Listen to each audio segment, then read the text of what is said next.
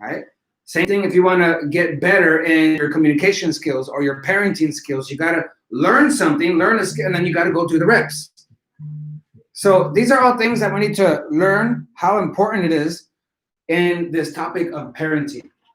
Purposeful parenting. Parenting on purpose, not just going through the flow, not just doing things as they come up, not just putting out the fires as they come up. No, it's you being on purpose. You having a vision of, you know what kind of parent you want to be. You have an image and a vision of how you want to be as a parent. And you also have a vision of who you want your child to become, what kind of person, that the core values that you want to instill in them. Because if you don't even know the values that you want to instill in them, you're not going to be planting on purpose. You're just going to be going with whatever happens. So to be a more effective parent, we need to parent on purpose. We need to develop ourselves as a parent, as a mother, as a father, and face any area that you may be lacking, that maybe you be weak, and maybe something that you haven't learned when it comes to this topic of parenting, some kind of skill. Just face it. You know what? I need to freaking learn this. I need to pick up a book, right? I need to do something to develop my skill, because this is important enough. Like if you really believe that you being a parent is important, like that's really important, that's something that's urgent, a priority for you, you will make a way to make sure you're developing yourself. If your reason and why is strong enough, you will make a way. You'll make that time. You'll make sure that you develop yourself. And this is the first thing when it comes to purposeful parenting. You need to start with leading yourself. Work on yourself. Have a self-development plan. Otherwise, what happens? You'll read or develop it when you get a chance. Yeah, when you get some time, extra time.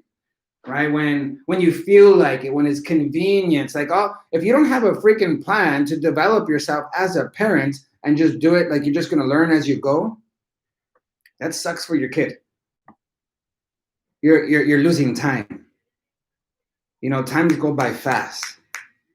We say, I'll teach them this, I'll share this, or we have these thoughts, but then we get being distracted and we don't carve out the time.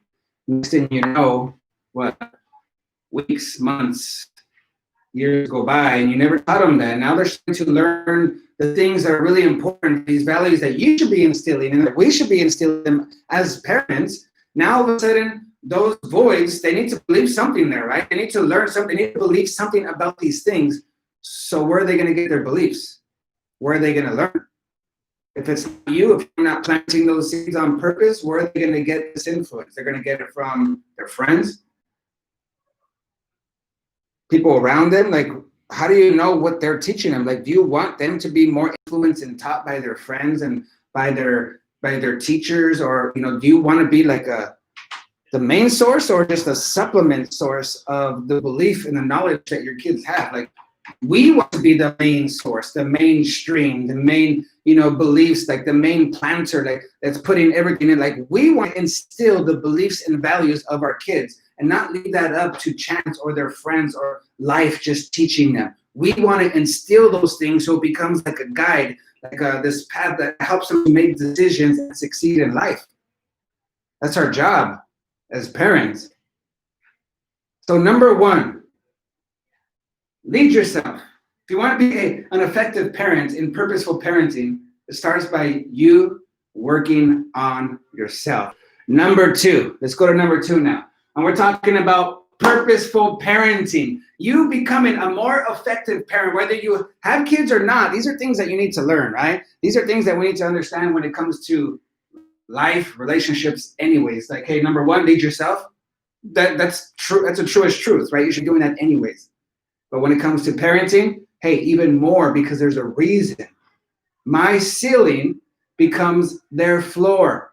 The more I develop and grow in myself, my ceiling's going to go higher, and I'm setting them up for more success. Number two, when it comes to parenting, your main goal, okay, because a lot of times we're like, right, my main goal is to help them to be strong, help them to do this, help them to do this. Like, we have a lot of goals, a lot of things that we want our kids to be kids.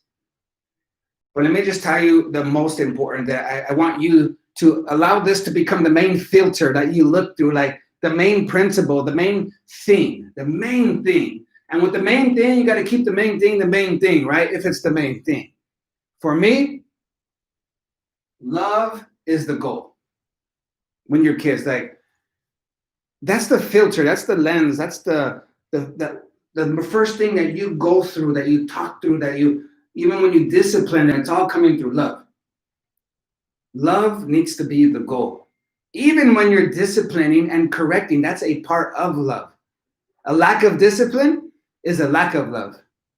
It's a very loving thing to do, for you to correct and to instill and to discipline and to help them to correct their mistakes, to learn how to take responsibility, right? To learn and grow themselves. It's really good for us to do that. But love needs to be the goal. It's not punishment. It's not exposing them. It's not controlling them. Love is the goal.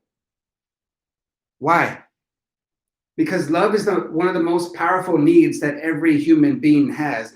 And your kid, your son, your daughter has a need to feel loved. And that's one of the most powerful, strongest needs that we have as a human. Think about it. Like, first of all, for me, God is love, and he created you in his image and likeness. So already there is something that's pulling in us that we're created for, with this thing called love, right? And then in the physical, think about this. You come from your mother's womb, all of us. Right? Your children.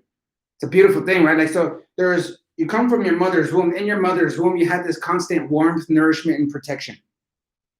Constant warmth from the warmth of your mother, the temperature of your body, of the body of your mother. Constant warmth. And if it was cold, what would they do? Warm you up, right? Get a blanket, do whatever they need to do to make sure that you are warm or the baby is warm. Constant warmth in the womb. And then there is also constant protection. Protection from the fluids, from the muscles, from the mom. Hey, step back, right? Give me some space, because you're protecting the baby. The baby is constantly being protected. And also the baby is also being constantly nourished through this umbilical cord, right? Being fed. So here's this baby in the womb. Think about this. This is where this need of love, so I'm telling you, this is why it's so strong and so important, so ingrained in who your child is and who you are, because even in the womb, okay, you had this constant warmth, nourishment, and protection. It was a womb of love. You didn't have to work for it. You didn't have to earn it. You didn't have to, even with the eating, right? You're just kind of kicking back in the womb. You don't have to go and get food. You don't have to go and chew and digest. Everything's happening for free with no condition. It's unconditional. And you don't have to earn it. You don't have to work for it. You're just receiving it as a gift. That's unconditional love right there. That's warmth, nourishment, and protection in the womb. It was this womb of love, right? So that's already training us of what is so important. That was a need that was being instilled in us. That's what we really wanted, what made us happy, what made us feel certain. Like, that's the most important thing in the womb. So then what happens? 8-9 months later, something very dramatic and traumatic happens, right? Where you get pushed and pulled. This baby that was in this secure womb of love, at peace, warm nourishment, you're being pushed and pulled through this small canal, right? Pushed and pulled. Now all of a sudden it's like cold, and there's lights, and there's noise. People, they cut the umbilical cord. All the warmth, nourishment, and protection, all this love that you're experiencing in the womb is now taken away.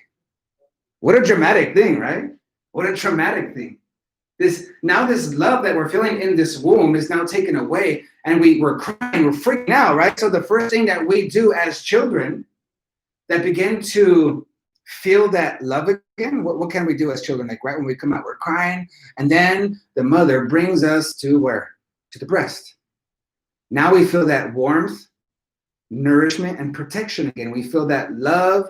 And then we're like, we feel safe again. We feel loved, accepted, protected, right? And this is something that we look for ever since then, for this love, this warmth, nourishment, and protection. So this need of love is very, very strong in your son, very, very strong in your daughter when we're talking about parenting.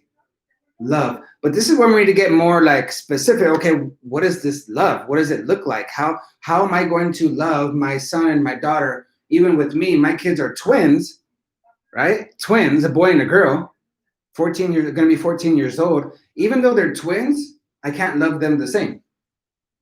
And it doesn't mean I love one more or less. It's just total different ways, two different people, even though they're twins, different personalities, different ways of being, different ways of receiving love. So I can't love them both the same. Like it's not one size fit all, right? But I need to understand what love looks like, what love is, and how to demonstrate this love on purpose, and how to be consistent with this love to instill it in my kids, understanding that love is one of the most important needs that there is. And my job as a parent is to fulfill those needs, to make sure they have what's most important to them, so they can raise up to be somebody who is independent, somebody who is healthy, right? Somebody who is whole, somebody who is clear, somebody who is going to succeed in life. That's our job. And one of the most important things that you can instill, that you can show them how to do, is how to give and receive love, and how important it is, and how to meet their own needs of love. So they're not looking for the approval and acceptance of other people because they're so starving for love, and they're not, easily peer pressure.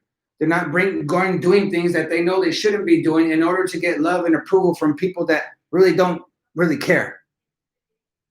A lot of kids fall into those things because their low self-esteem is low, and their low self-esteem is low because the parents didn't instill that love on purpose. Right? Like when you have somebody who really knows who they are, think about this. When you have a grown adult, right? They have to be taught this, of course. It's not just going to be this our job as a parent, but when you have somebody who knows who they are, who accepts who they are, who has purpose, like that's somebody who's going to be very powerful, who can be very successful, right? So it's our job to help our children to know who they are, to be clear, like to know what they believe, why they believe it, right? To know their values. And it's our job to instill those in them and help them to see what they are, and not just tell them you're going to believe this and you're going to do this, but show them why, teach them why, help them to, really believe it for themselves, because those are going to be the belief system that's going to create behaviors when you're not there. Otherwise, they're just going to do what you say only when you're around because they don't want to get in trouble, right? But when we use love, when we instill a deeper thing and make love the goal, all of a sudden it becomes a deeper rooted thing, a belief system that creates behaviors whether you're there or not. Love needs to be the goal. This is your leverage as parent. This is the thing that you need to be most intentional with. This is the thing that you need to invest in the most in your son, in your daughter, when it comes to being a good parent, purposeful parenting. The best currency, the best gift, the best thing that you can be giving to your children is love. But what does that look like? You see, as parents, you and I, even myself, right? We all have our story. I come from a story, from a certain background, from how my parents were divorced, married. There's drugs, fight, like all kinds of toxic things. So I began to get trained and learn what love is through my experience. And that wasn't a very good example. So for me, I had to redefine. And so for some of you as parents, you need to redefine what love really is, what healthy relationships should look like, and not compare it to what we experienced or something to our past, because then we become a prisoner to our past, right? No, we want to create our future, not be a prisoner to our past. So instead of getting stuck on what used to be or blaming or complaining, let's be like, you know what? How do I want to go from here? What kind of parent do I want to be from here? And be more intentional, be more purposeful. So one of those things that you need to learn and kind of get clear on is what is love going to look like for you, between you and your son, between you and your daughter? What do you want love to look like? There, given and received. Another question, what's the best way that your son and daughter feels loved? Do you know? Like, are you really clear? What are the best things that really make them feel loved, make them feel understood, make them feel connected to you? What are those things? Now, are you doing those things? And are you doing those things consistently? Because that matters a lot.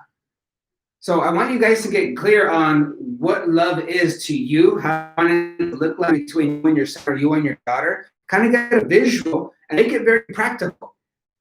Don't just have good intentions. You have to intentionally live. Parent on purpose. So this means you're carving out time, you're going and you're being fully there, you're being present, and you're loving them on purpose. You're loving your kids on purpose. You're intentional, you're targeted, you're strategic, you're planning, you're following through. Like it's on purpose. Like you're really being intentional with this. So I want to encourage you guys to have love be the goal. You know, they did this study, they did this test to see how important is love. Because I'm telling you, like love is super important, okay? But they did this test and the brain to really prove it. So this is what they did. They tested the brain to see how the brain would get stimulated versus how it would get stimulated to other things. And after all this testing, you know what they found out? That they ended up putting love in the same category as food and water. That's how important the brain showed them that love is to a person. Same category as food and water. Think about that. So love is the goal when it comes to you being a great parent. It's loving them on purpose. So let's talk about this. There's different ways to love, right? So one thing that we make mistakes as parents, a lot of things we do this, we think like this, all right, I'm gonna love my kids how I feel loved. I'm gonna love them how I feel loved. We have this, you heard of the golden rule, right? The golden rule says, treat others how you want to be treated. Treat others how you would want to be treated. Have you guys ever heard that? It's the golden rule. It's called the golden rule. Where you treat others how you would want to be treated. When I hear that, maybe you don't agree, maybe you do, but when I hear that, I hear selfishness. I think that's selfish. For you to be consciously thinking, I would want to be treated this way, so therefore I'm going to treat you that way. Because we're self-focused, right? We're focused on me, how I would want to be treated, how I would want to be communicated to, how I would want to be loved, and then therefore I'm going to do it like that to you. I think that's selfish. What if I don't make it about me? What if I make it about you? Or with the parenting, what if I don't make it about me, I make it about my son? And instead of loving my son how I would want to be loved, I actually love my son how he wants to be loved. How about that idea, right? Like instead of loving my daughter how I would want to be loved, I love my daughter how she wants to be loved. And instead of loving my daughter how I'm loving my son, I'm going to love my daughter how she wants to be loved. It's being more targeted. It's being more specific. It's being more intentional. It's being more purposeful because we want to be a purposeful parent. Parenting on purpose. So it's us understanding, okay, what makes my son feel loved? Don't make it about yourself. Don't make it about you. Actually, love, the greatest form of love is for you to lay down your own life, your own desires, what you want, not make it about you and just fully make it about the other person. For you to lay down your life for another, that's the greatest form of love. So you having a kid, it's like killing the selfishness, right? Like, you know this, like when you were single, it was all about you, right? Like when you were in a relationship, you do whatever you wanted, how you wanted, when you wanted, how long you wanted. Like it was all about you, right? Like it was all about self. And then you get into a relationship, right? You start dating somebody, start going out, falling in love, and all of a sudden it's not all about you anymore. So it's kind of killing that selfishness, which I think is really good. Selfishness, I think, is the root of all kinds of problems that are out there. It's just people making it about what they believe, what they think. Oh, I would never do it that way. I would never. Well, it should be done this way. No shit. Then division happens, right? It's coming from just a lot of selfishness. So if we keep making it about self in our relationships with our parent and with our kids, it's going to create division. It's going to create frustration. It's going on both sides for you and your kid. So don't make it about you. Make it about them. What makes them feel loved? What do they like? Get into their world. Like really pay attention because your kids will give you clues. They leave clues in daily actions, daily activities that they're doing, whether it's their homework, whether it's you're at dinner, at the dinner table, you go out somewhere, you go to the supermarket, you go put gas, like all these things that you're doing throughout the day, if you pay attention, your kids are actually giving you little clues and showing you what makes them feel loved. If you pay attention, though. And this is a part of being a purposeful parent, right? How are you going to be purposeful parenting? When you're intentional, you're paying attention to these things, you're looking for it. And if you look for it, you will find it. But if you don't look for it, you're not going to find it. This is being purposeful. So I'm going to look on purpose. What makes my son feel loved? What makes my daughter feel loved? And how do I know that? By paying attention. You see, we have a tendency as humans to treat others how we would want to be treated. We have a tendency to do that because we have a tendency to be selfish. So do this. This is how you look at find out how your son or your daughter feels loved. Pay attention to how they are loving others. Pay attention to that. How do they naturally love their mother, love on their friends? How do they naturally love on their grandma or on their aunts, or somebody that's important around? Like how do you see them interacting with them and loving on them? Because those are the clues of how your kids will be loved. Because again, we have a tendency to go and do to others what we want them to do for us. We have a tendency to do that because we have a tendency to be self-focused. This is what I would want, so that's what I'm gonna put out, right? So if you pay attention to your kids, they will do the same. So for an example, let's say, like for my son, he'll be busy or he'll playing games or doing his homework or doing something, right? Where his attention is fully there, what he's doing. He's a pretty focused kid, right? He's doing it, then all of a sudden he'll go, whoop, he'll come out of it and he'll look for me, he'll go walk toward me, and he'll just go like kind of lean against me and just kind of hug me. He just kind of like, he gives me a hug, and then I'm like, out of nowhere, it's just like a random act of love where he comes, he just breaks out of what he's doing, he comes and he just hugs me, and I know that I'm like, then I love on him, I kiss him and hug him, and then he walks away and goes back to what he was doing again. Like that's something that he does, right? So, I mean, I can pay attention and notice him, be like, oh, that's cute, all right, and that's it.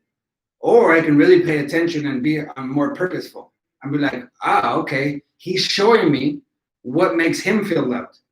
So instead of just allowing and waiting for him to initiate and come and hug me, I need to realize, wow, that's something that makes him feel loved. That's important to him. So what if I switch that? What if I mirrored his way of being with me, his way of loving? What if I mirror it? And now I love him that way. So instead of waiting for him to kind of pop out and come and hug me, now I'm going to go to him and hug him and be affectionate because that's something that makes him feel loved. I'm noticing because my son does that with me, with other people around, he's very affectionate. So I know that affection makes him feel loved. So even if I didn't like affection, I love hugging them, I love them, but some people grow up in a way where they're not affectionate people, right? And maybe you as a father or you as a mother kind of struggle with that. This is something where you need to develop in yourself, right? Like, even though you can't just say, well, I never grew up that way. We weren't really warm. We weren't really affectionate, really hugging our family. Don't cause your child to suffer just because you're lacking the past. Like, you learn how to do it. You go and start being affectionate with them. Like, learn it, right? Like, it's part of that love. And especially when you're being more specific of how they want to be loved. Here's another example. Like for my son, another thing that he does on purpose, like to love other people. He's a giver, right? He likes to give. So he'll write notes, or he'll draw a little picture, or he's out doing something and he'll buy something small, but it's his way of loving you, saying, like, him writing a card or drawing a picture, or buying a little thing, like a little trinket or somewhere just to give to you. It's communicating that says, he's saying, hey, I was thinking about you when we weren't together, and I was thinking about you so much that I thought this would be really cool for you, so I bought it for you. Or I was thinking about you when we weren't together, so therefore I was writing this note for you, and here's a note that I written for you, or here's a picture. Like, he would do that. So he's communicating that, hey, I was thinking about you. You're important to me.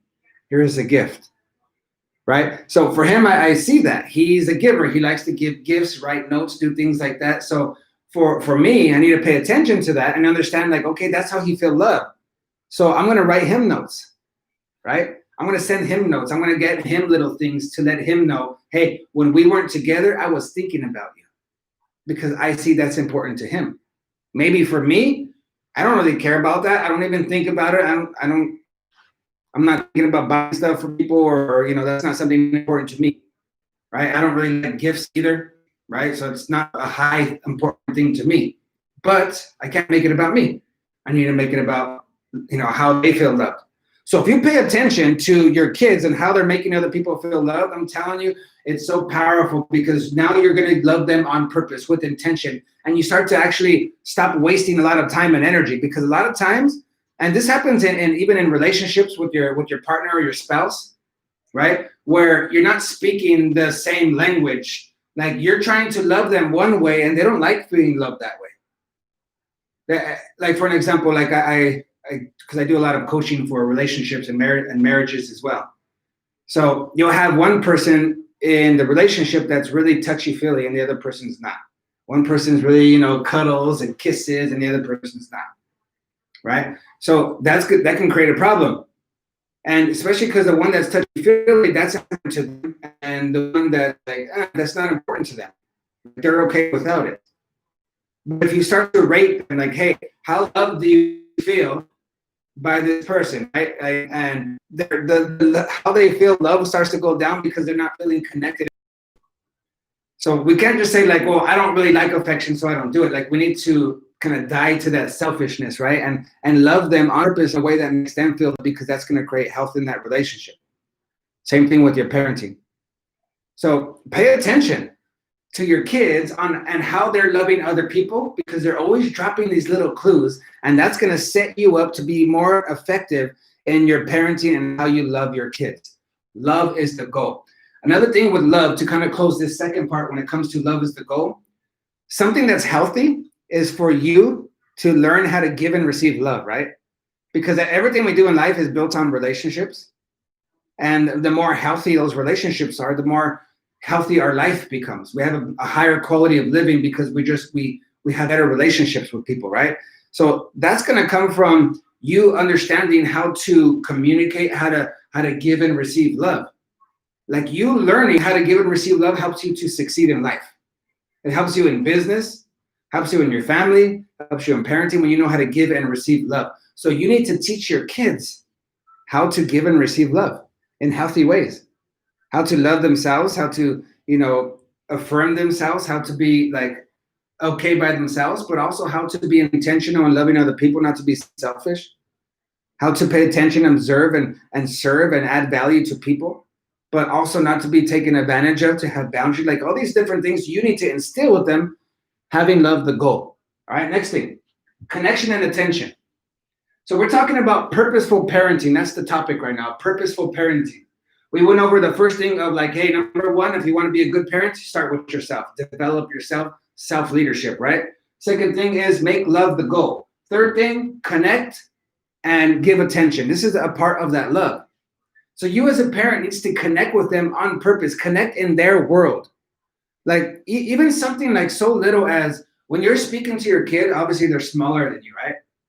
Something so little as you, instead of standing up and talking down to them, you kneeling down and maybe getting down to their level, or sitting down or going down to their level and talking to them at eye level.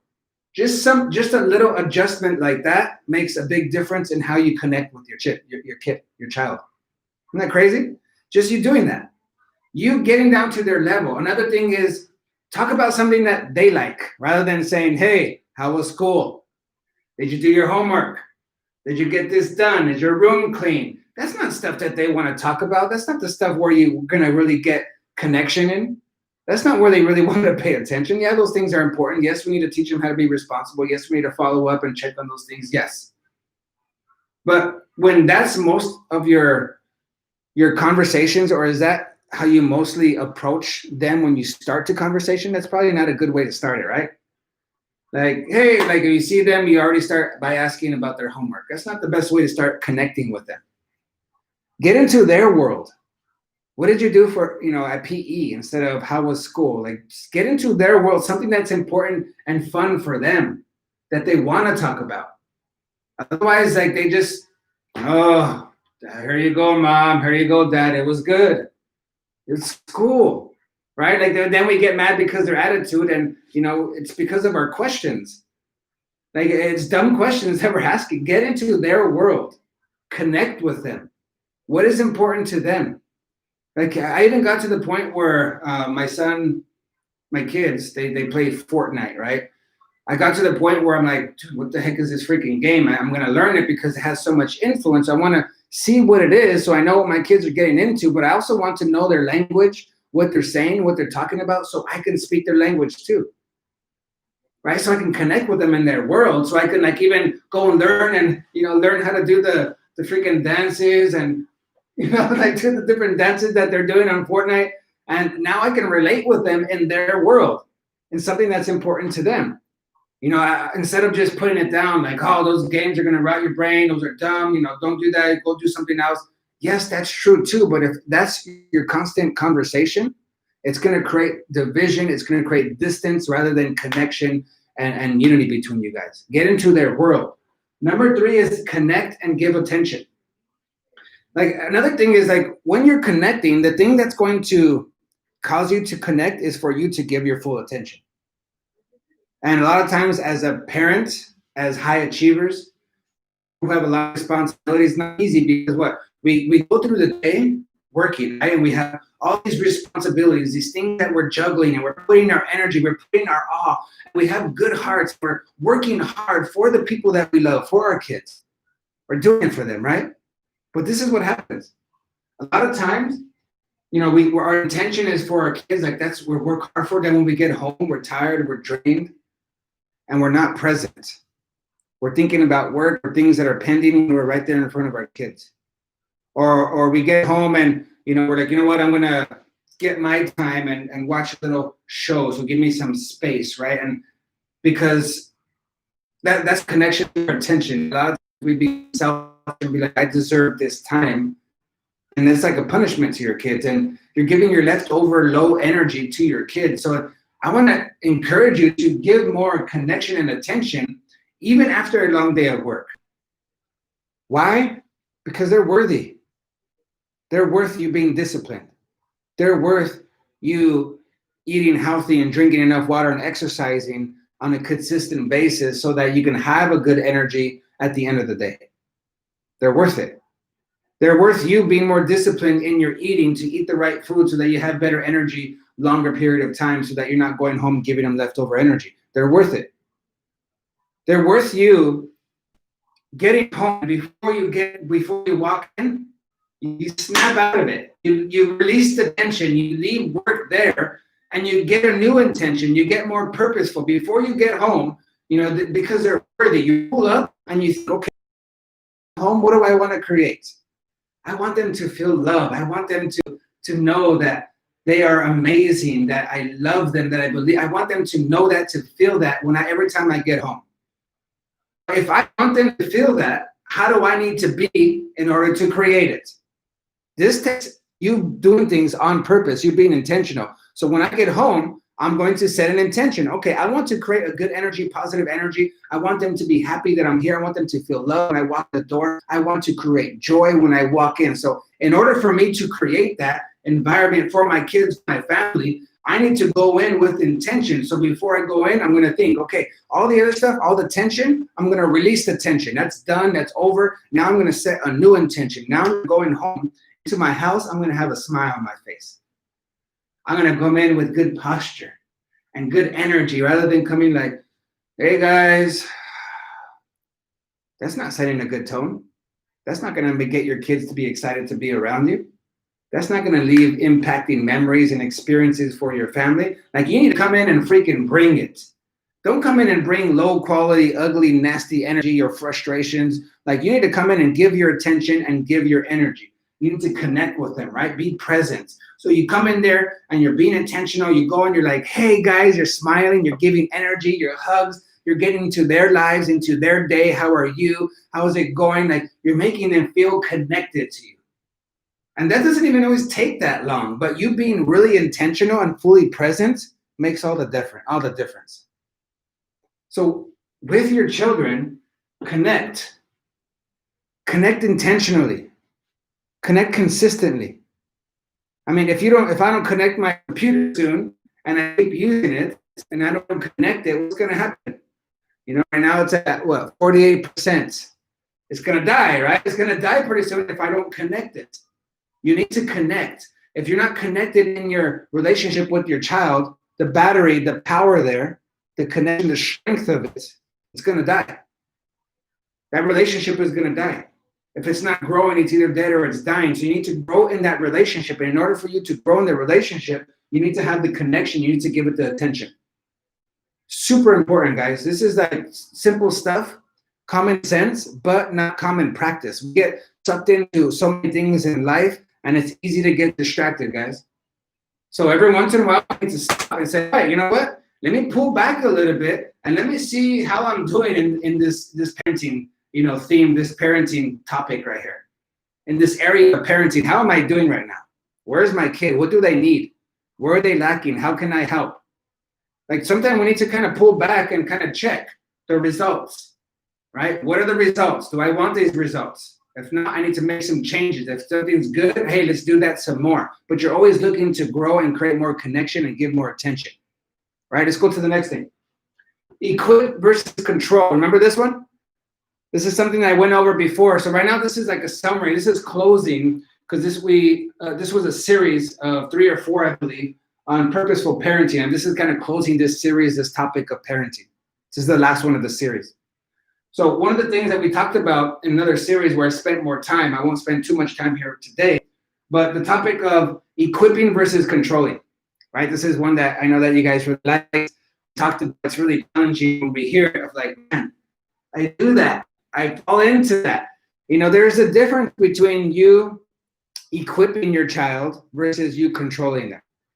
And this is like leadership, 101 here. Like we're leading our children, right? Leadership is influence. It's not control. And a lot of times parents will use their title to control their kids. And I want to tell you that that's not the best way to lead your kids. That's actually the lowest level of influence. When you think about leadership, as a parent, you're being a leader to your children, right? You're being a leader. So a leader means that you're actually influencing them. It doesn't mean you're controlling them. And a lot of parents confuse control for influence. They confuse control for good leadership. But let me tell you this, that control, you using your title, you being a parent, if you use that as leverage to get them to do something, that is the lowest. You see me in my gun? I hope you don't see me anymore because that's the lowest level of influence. When you use your title, your position, to get your kids to do something, that's the lowest level of influence. What's an example of that? All right, here's an example. This is control, right? This is you using your title. So, hey, your room is dirty. Go ahead and go clean your room. I told you you need to clean your room. Dad, why? Like, come on, like you're always doing this. Come on, it's already dirty. Go clean your room. But why? Because I said. Well, can I do it? No, do your room right because I said. I'm your dad. I said it. So go do it. So I'm flexing, right? I'm flexing and using this. I'm the dad. I'm your father.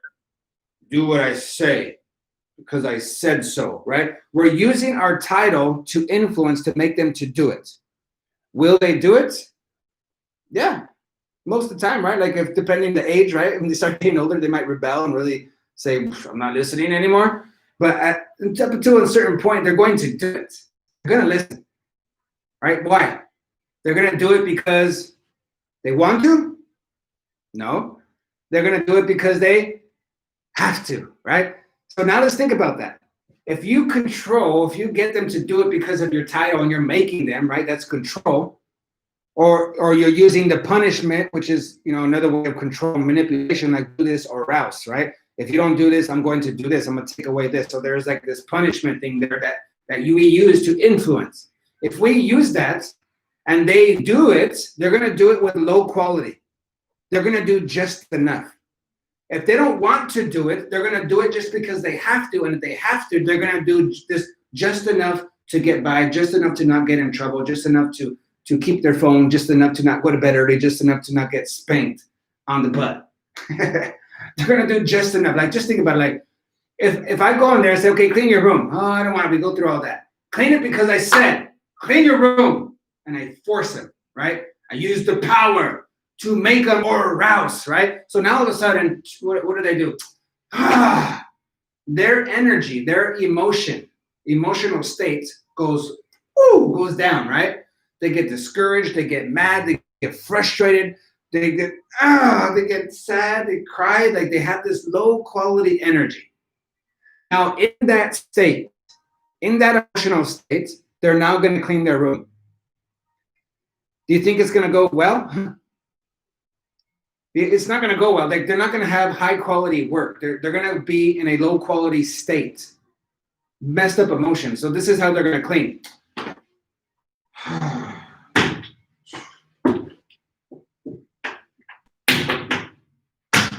And they're going to like get clothes and just kind of shove it and stuff it places and just kind of do just enough so that you come in here, it looks like they did it, just enough to not get in trouble, right? But they're not going to do a good job. Not only that, but they're suffering as they're cleaning the room because they have to do it and they don't want to do it, but they're like dragging their feet and they're suffering now, right?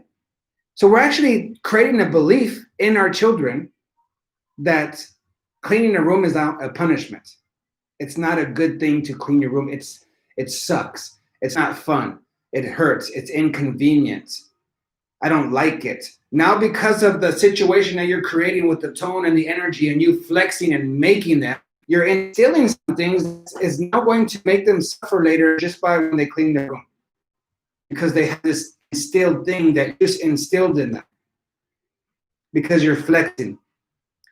That's control.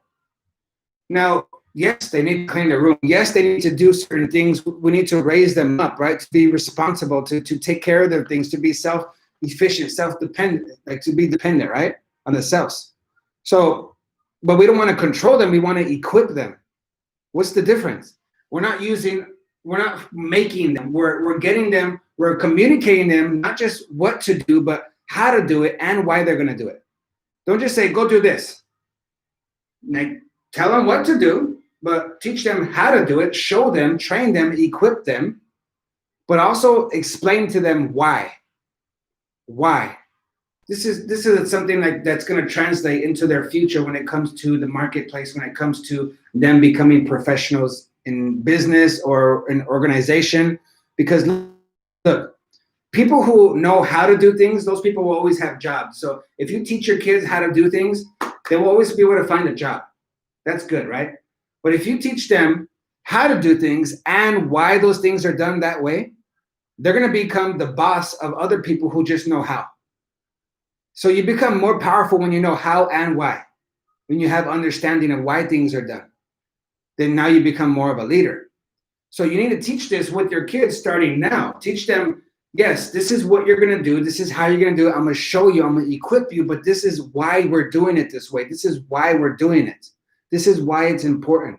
We create whys and reasons, which is the belief system for them that's going to help them to succeed in life. The why and the how. So that's our job, to teach them and to equip them. Rather than controlling and making them do things, teach them how. Ask them questions. Like I gave this one example that's real simple. You know, when your kids are young and it's time to go to bed, they find excuses and reasons to stay up, right? So my kids, I'm putting them to sleep. This is when they were younger. I kiss them, love them, pray with them. Okay, good night. Tuck them in, walk the door, close it, click, walk in, and then, Dad. Like always, right? Like, Dad. Yes, I'm thirsty. Okay, hold on, I'll go get you some water. And this is when they were younger, right? And that's fine. At that age, at that level, you want to do things for them. Right? You want to love them. You want to even spoil them sometimes. And that's good. You want to do those things for them. Dad, I want this. Can you do this? Boom, I got it. Let me do it for you. Let me fix it for you. But not all the time. Because now you're not equipping them. They need to learn how to do those things for themselves. So the first times, yeah, I'll get them water. But at a certain point, they start to get to a certain age where like, hey, come on. They're not going to be 10 years old.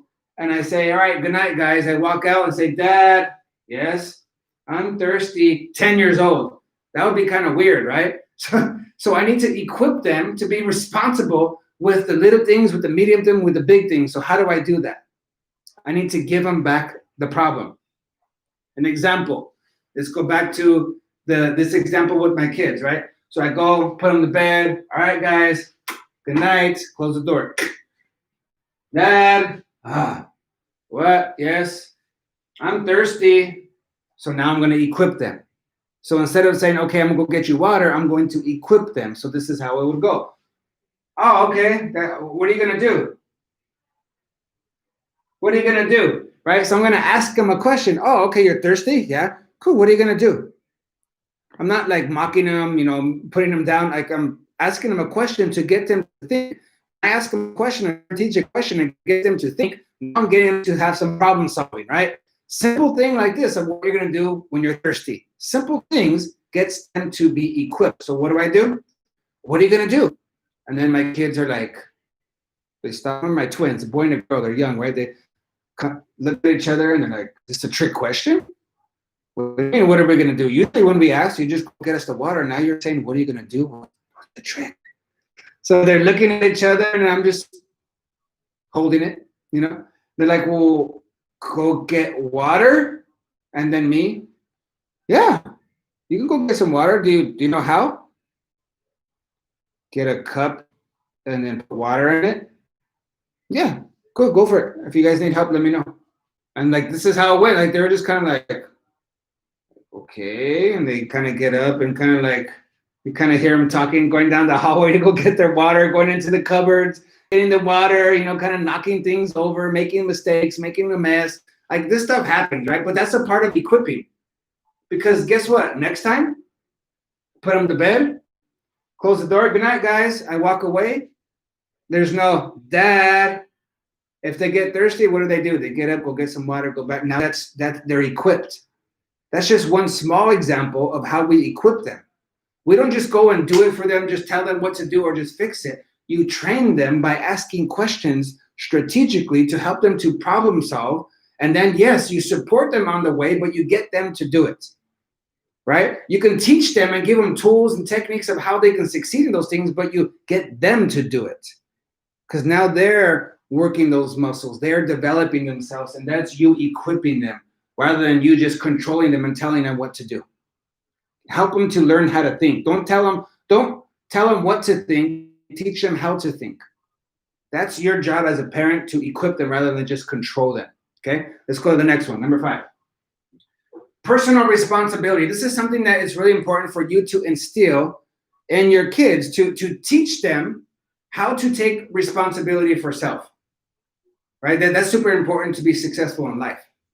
Otherwise, what's the contrary? Like, if you're not somebody who is responsible for self, that means that you're somebody who blames, somebody who makes excuses. You're a victim, a powerless person, where you're just allowing what other people are doing or not doing going to determine what you're going to do or how you're going to feel. Like, that's what would be the opposite, right?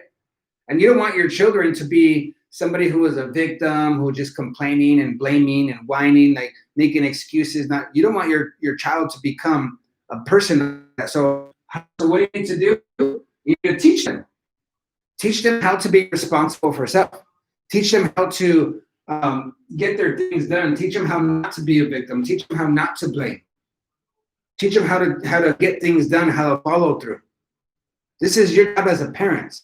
Teach them how to meet their own needs, to fulfill their own needs. So that way they're not, seeking the approval and acceptance from other people to get their needs met. They're not doing things that are outside their character, or, doing things because other people are pressuring them. Like, they don't need the love of anybody else or the acceptance of anybody else, because you have taught them to fulfill their own needs, to be fully accepted in themselves. And this is something that you need to constantly be affirming them in.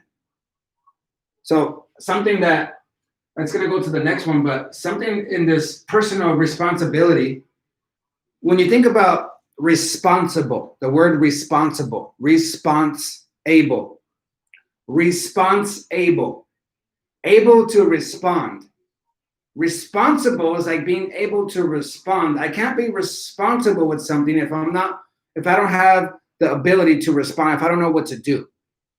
The more I know what to do, I have the ability to respond. Responsibility, right? So the more that we teach our kids, we train them about communication, about problem solving. We just teach them how to do sales. We teach them how to persuade. We teach them how to make a friend. We teach them how to do these things because that's helping them to take more personal responsibility. You're creating and instilling this belief system in them by you training them on purpose. So it's you teaching them things, okay? That's going to help them to take personal responsibility, how to meet their own needs, and how not to be a victim and blamer and complainer. Number 6, self-confidence. So this is something important for as a parent, we want our kids to be confident. That's one of the very important attributes that helps you to succeed in life, right? It's very attractive. It opens up doors. It helps you in business. It helps you in relationships when you have a high level of confidence. Now, high level of confidence comes from a high level of self-esteem. Self-esteem creates self-confidence. So as a parent, we want to be intentional, purposeful parenting, right? We want to be intentional in building the self-esteem of our kids, building the self-esteem of our children. You as their father, you as their mother, being intentional. Like something that I remember as my kids would grow up, something that I would do, because self-confidence, right? Self-esteem, affirming them, building them up, like telling them what is good about them. When you think about affirming, like affirmations is to make firm. So you're making firm a certain belief, a certain view, a certain perspective. You are making it stronger when you are affirming, right? So you want to build your children's self-esteem and self-confidence by affirming them, by strengthening them, by pulling out, revealing the treasure, the greatness, the goodness, the strengths that they have, and constantly, even though they have mistakes and failures, yes, you're pointing those out. Yes, you're helping to correct those things, but you're constantly looking past the problems into their goodness, into their greatness. You're reaching in and kind of pulling it out and showing your kids constantly over and over, look, I see this in you. You're amazing. You're smart. You're strong. You're beautiful. You're creative. You're loving. You have loyalty. Like you're constantly not just speaking it out, but you're showing, you're giving them examples. And not only that, but you're being that example. This is really important when it comes to you creating a child that has high self-esteem, self-confidence. You helping them to believe in themselves. You helping them to believe in their ability to figure things out. You helping them to have a faith, a belief, a hope, an expectation. Like you need to instill this stuff as a parent. Something that really helps to build self-esteem and self-confidence is to allow your child to be who they are. A lot of times parents will try to, create their sons or their daughters after their own image. I want my son to be just like me, but they're not like you. And a lot of times we try to force them and get them to be more like us. And even our son or our daughter, they're looking at us and they want to make us happy. They want to get our love. They want to get our approval. So they will try to be more like you because they make you happy. They'll try to be more like you. But a lot of times kids get older and they suffer because they've been doing things just for you and they weren't able to be themselves and be free. And they resent it later. They regret it later because they were just trying to please you. No, you want your son, your daughter to be who they are, to be free, to be strong, to be clear. Yes, you're going to instill things. Yes, there are going to be some things that you have that are going to be in there, but they're their own person. Don't try to create them in your own image. Help them to be themselves in their own image and be confident and powerful in who they are. And that's a part of you knowing their personalities. I teach these 4 different personalities. I teach them in animal forms. I teach the rhino, lovebird, owl, and sheep. 4 different personalities. And I believe that we all have a mixture of these 2, but when we understand of these 4, we have 2 different ones, a mix of 2 out of the 4. But I believe when we understand these personalities, it helps us to be more intentional in communicating to our kid, in loving our kids, in leading them, in problem solving with them, and how to motivate them, how to inspire them. Like when you understand their personalities, it helps you to be more intentional in how you're talking to them. So I want you to recognize your kid's personality. Okay, so first let me ask you this question. Are they introverted or are they extroverted? Just think about that right now. Are they introverted or are they extroverted? Introverted mean they have a high energy, right? They have, whether it's like a high energy being like, boom, like I'm gonna get it done, or a high energy like, hey, fun, friends, and freedom. They have a higher energy. They reply faster. They can talk and express themselves and they can communicate. They have a confidence, right? extrovert. Introvert are more of the analytical, more of the introvert. They're inward, right? They're more in their minds and thinking here. They're more, maybe more with that right now. So just with that, you can really develop a stronger connection with your child. Just with that part, because now you do a mirror and match. People feel safest around themselves. People trust themselves the most, right? You trust yourself the most. Your kid is going to trust themselves the most. So when you actually create an encounter with them where you have a similar energy as them, it's going to feel familiar to them. It's going to feel more safe. They're going to trust you faster. So if you, as a parent, let's say me as a dad, let's say I have and I'm more inward and introverted, and let's say I have more just a monotone, calm, cool, and collected. Let's say this is my energy, right? But my daughter has an energy like, woo, let's have fun. Let's go be with her friends. Let's go do things. Like, let's say she's extroverted and I'm introverted. She's extroverted and I'm introverted, right? Think about that. So if she comes to me and wants to talk, or I want to talk to her, I want to create connection and attention, right? I want to create connection with her. So if I come to her and she's a high energy, she's vibrating up here, her frequency, right? And I'm right here normally. I'm right here. So if I come and try to talk to her, we're not gonna be on the same frequency. We're not gonna connect for a long time. So I need to get into her world. I need to be more intentional. I need to be more purposeful. So I'm going to mirror and match. So if she has a higher frequency, I'm going to raise mine up to be around hers. So that way we can both kind of, feel good together. She feels familiar. She feels safe. And now we're connecting. Then I can begin to go down a little if I want, but it's about connecting there first. Mirror and matching. Or the other way around. Because look at, if they're high and you're low and you don't go and match them, they're going to feel bored. They're not going to feel stimulated by you. They're not going to want to talk. They're going to be like, all right, I'm going to go do this now. That they're going to be gone. You got to vibrate with them. You got to stay connected with them at their frequency. Or the other way around. Let's say that I'm a high energy, right? I'm like, man, let's go do things. And then my son is a low energy and he's more calm, cool, and collected, wants to hang out, wants to cuddle. I'm more like, let's compete. I want to win. I'm going to compete. I'm more competitive. And he's me. That's a whole different two energies, right? So if I don't recognize that, I'm going to come with very high energy, very competitive energy, and I'm going to look at my son, and I want my son to be like that. I want him to be strong and competitive and do sports. I'm going to start pushing him into sports, pushing him. Come on, you got to hit harder, be stronger. And that's not something that he likes, and he might want to try to do it because I'm telling him to. He want to please me, but he's not happy because he doesn't like it. That really disconnects. So I need to understand his personality and know, like, oh, he's not aggressive. He's not competitive. He's more serving, loving, giving. And that's a beautiful thing. So I need to understand his parents consistently so that they can be they can be confident of themselves and their ability to figure things out. Number 7, 2 more and then we're done here, guys, with this purposeful parenting. Okay? Be flexible. Oh, you guys... If you guys are parents, you guys know you have to be flexible, because if you're not, you will break, because things are always changing, right? Like, not just the world is always changing, but your kids are always changing. Nothing is permanent. Everything is temporary. They're constantly going through changes, through seasons in their lives. When they're going through these different seasons, they're behaving different ways. They're pushing different limits. They're trying to push different buttons of yours. They're trying to see who they are. A lot of different things start to happen. And if we're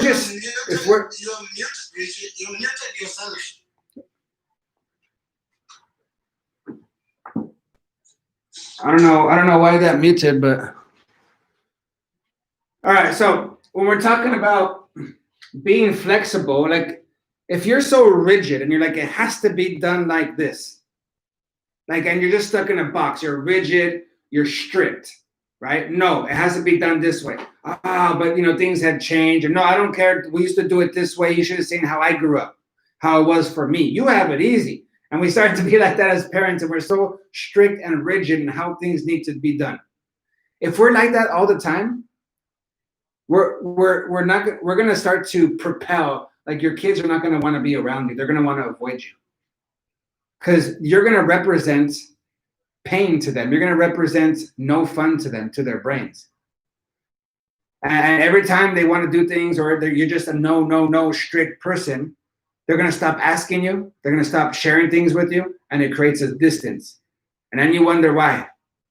So we need to be more flexible.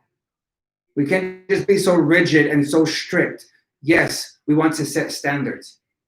Yes, we want to set core values. Yes, we want to do those things. But if you put so much rules and regulations on them, you're going to exasperate them. You're going to frustrate them. You're going, people like kids that have that. I had that on myself. Growing up for a while, I had a bunch of rules on me. My mom was very strict. And a lot of times when you have a child that, has a bunch of rules and regulations and they're very strict, what happens is they rebel. They get to a place where they're like, why am I doing, forget this. It's never enough. They feel so stuck and so, enslaved by these rules and by these things they have to do, and they're jumping through hoops. They get to a point where they get so tired of it. They get so desperate and they're like, you know what? I'm done. And they just rebel and they do whatever they want. And a lot of times they go over and they do some other things that are not healthy. And it's just their way of kind of feeling like, you know what? I'm in control now. You can't tell me what to do. It just feels like they're free again. And people want their freedom. People will fight for their freedom. Think about it. Like if we as parents, because we're leading, we're raising kids, right? The most powerful people are the ones who feel free in themselves. So we want to raise our kids to feel free, not to feel so rigid, right? We want them to feel free, confident, to be able to communicate, to be able to handle themselves in different situations. And if you have them such like this, when different situations come, they're going to freak out. They won't know what to do. So, but if you're flexible, they're not going to freak out because they're going to be flexible too. They can bend and move and wave, right? And be more flexible and go with life instead of freaking robot and being all strict and rigid and not having fun. It's being more fluid. It's us teaching them how to be flexible with that by the way we live, by the way we talk with them, the energy that we bring to them. It's us allowing them to do different things, try different things, like us, allowing them to make mistakes and not beating them up for it, but actually helping them to learn from those mistakes. So they're not afraid of making them when they grow up. They don't beat themselves up or put themselves down when they make them because you made it okay to make them because you're flexible. I know for me, when I had a bunch of rules and regulations that were put on me, and I got to the point where I just rebelled. Because I wanted to fight for my freedom. This is what happens. I want to give you a visual. For an example, if I go to somebody who is not aggressive, they don't like to fight, they don't want problems, they don't want conflict, and they're just very sweet, very loving. Just imagine somebody like that. Okay? They don't like to fight, they don't want problems, they're very sweet, very loving.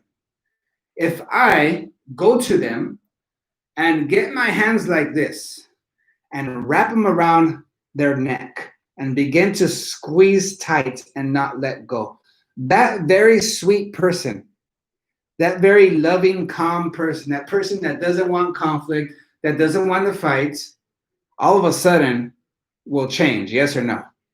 All of a sudden, if they're not able to breathe, they will begin to fight, claw, scratch, pull hair, poke eyes, kick in places, right? They'll do whatever is needed to what? To get their freedom again, right? People will fight and for their freedom. That's how important it is. So when we, as parents, if we're constantly putting rules and regulations, you are emotionally doing this. You're emotionally squeezing them and they can't breathe.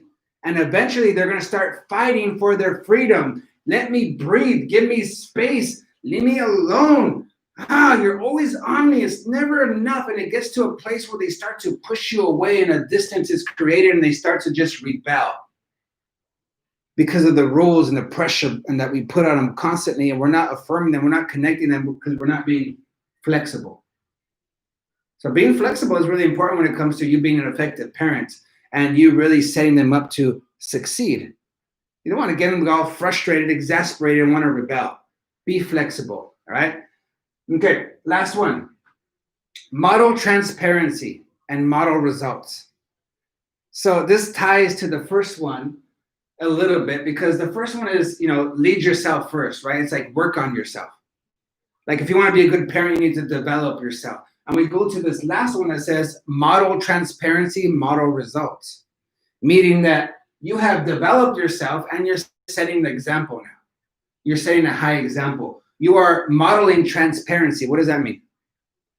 You with your kids, you can be open. You can talk about your mistakes. You can talk about your failures. You can talk about your feelings. You can talk about your emotions in a very powerful, strong way, not in a victim way, not in a blamer way, not in a weak way. You can express, you can communicate how you feel. And you show this with them. You give that example. You model it. According to the different levels of ages that they're at, you share and you be vulnerable with them. Don't let them think that, you have no problems, you have it all together. You're human. Let them know what you like according to their age of what's appropriate. If they're like really young, you're not going to tell them certain problems, certain things, because you're not going to put that pressure or burden or make them worry, right? It's not about that. But it's you sharing according to what they can handle, where they're at in their lives at that moment. You sharing how you feel about things. Things that make you sad, things you cry, things that make you happy, things that make you excited, things that make you afraid, things that scare you, things that worry you, things that keep you up at night. Like for you to share those things, and not just share those things, but also after I share this, they're going to be watching you. And now I'm not just exempling and showing you that I can be open and honest with you and how to communicate, but I'm also going to be an example of like, I'm not a victim. I'm going to express, I can share, I can communicate, and I'm going to solve these problems. Watch me. And I'm going to get these things done, and I'm going to overcome these things. Watch me. Yes, there's this problem that I'm dealing with. Yeah, there's this thing that we're going through as a family or whatever, but watch, I'm going to deal with this. I got this. Watch me. It's you creating that model, that example of being transparent. Because otherwise, like if you don't share things, if you hold things, if you don't, really train them on how to express themselves, how to be open, they're going to grow up to be people who are closed. When they get into a relationship, it's going to be hard for them to open up and build a strong, healthy relationship. They're not going to be able to communicate in a lot of different ways because we're not modeling that for them. It's not normal. But what a beautiful, powerful thing when they can just communicate how they feel, communicate their ideas, their opinions, be able to express themselves, all because you modeled a level of transparency. And then you also model a sense of result. So you're setting a standard. You're producing. You're not just saying things. You're not just saying, hey, you do this. You are living in a way that you're getting things done. You're living in a way where your children can look at your lifestyle, to look at what you're doing, to look at your results and be like, wow, my dad is amazing. My dad is doing some really cool stuff. Wow, it's really cool how my mom is, the way she is, the things that she gets done, how she acts with people, how she loves people. Wow, how I'm watching my parents, my mom and my dad, how they're with each other, how they're with other people, how they're with at work, how they're with in their body and in their health. Like, man, I'm watching the standards that they're setting, how they're living the lifestyle, how they're talking to people, how they're talking to each other, how they're treating each other. Man, the example that they're setting, that I'm watching, they're not just talking about it, they're actually living it out. Wow. Impressed. That's what we want our kids to be. We want to live such a high standard, because remember, this is how I started when we're talking about purposeful parenting, that your ceiling will become their floor. Your ceiling will become their floor. They will build off of what you build in this life. So I want to encourage you, challenge you to be more purposeful, be more intentional, be more consistent, be more disciplined when it comes to you doing those things that you know you need to be doing to be a better parent. Right now, every one of you that has kids, you can think about at least 2 or 3 things that you know you should be doing, but you're not doing. Doesn't mean that they're big things. Doesn't mean that you're a bad parent. Doesn't mean that you're failing. Doesn't mean that they're going to be messed up now. But we can always get better. We can always kind of stop and look at it and be like, okay, how can I be more intentional here with my kids? So to wrap this up, guys, we're talking about this topic of purposeful parenting.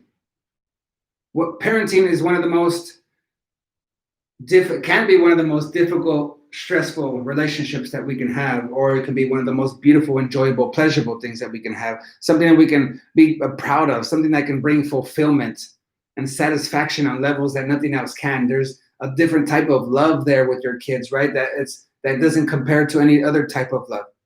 It's different.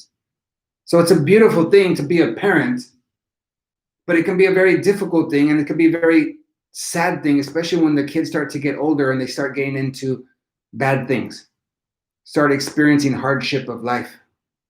And a lot of the hardships come from bad decisions. A lot of those hardships, those things that kids end up experiencing, are coming from bad decisions. And those bad decisions are coming from bad beliefs, systems, and those are coming from things that we have taught them. So I really, for me, I like to take responsibility as a parent of like, you know what, they're going to be a reflection of me. So I can't blame and make excuses. Rather, I need to be more intentional in being the father,